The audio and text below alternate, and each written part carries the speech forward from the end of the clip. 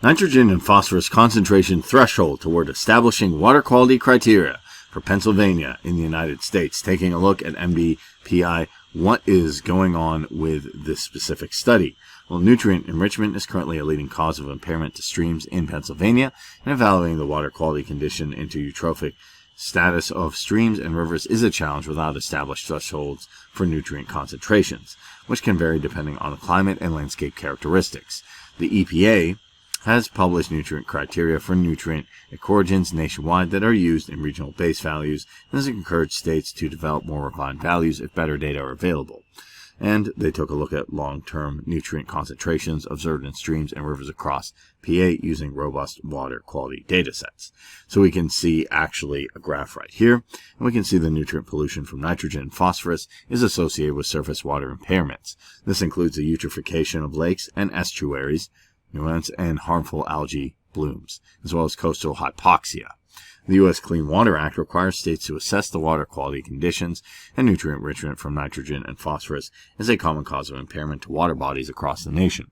And despite the long-term policy and regulation efforts and sustainable investments in pollution management and control, concentrations of nutrients in many streams and rivers of Pennsylvania exceed the natural background, as we can see here.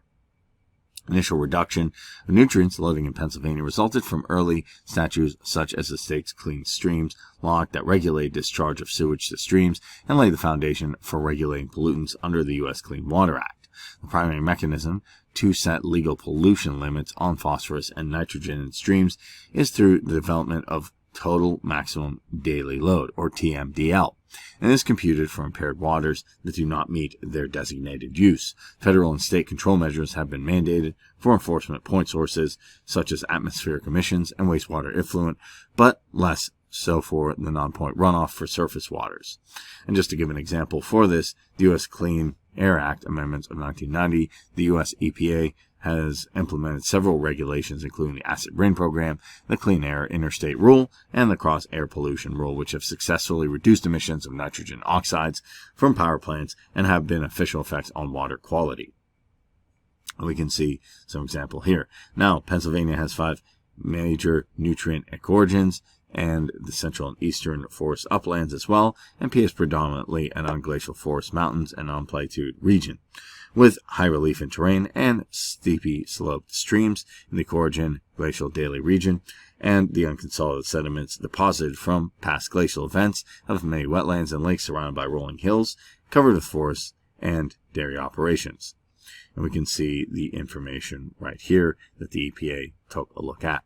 To estimate the numerical values of nutrient thresholds, the U.S. EPA recommends synthesizing water quality data from all streams and rivers within each nutrient ecoregion and evaluating the frequency distribution of the concentration values using a percentile approach, which we can see here.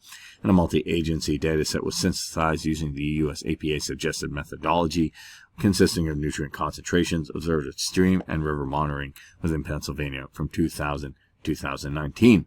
What do they find is the synthesis of water quality is a total of 55,437 individual nutrient observations of TN, TP concentrations from 1,307 stream samplings across PA, which you can see in the graph here from total nitrogen and total phosphorus.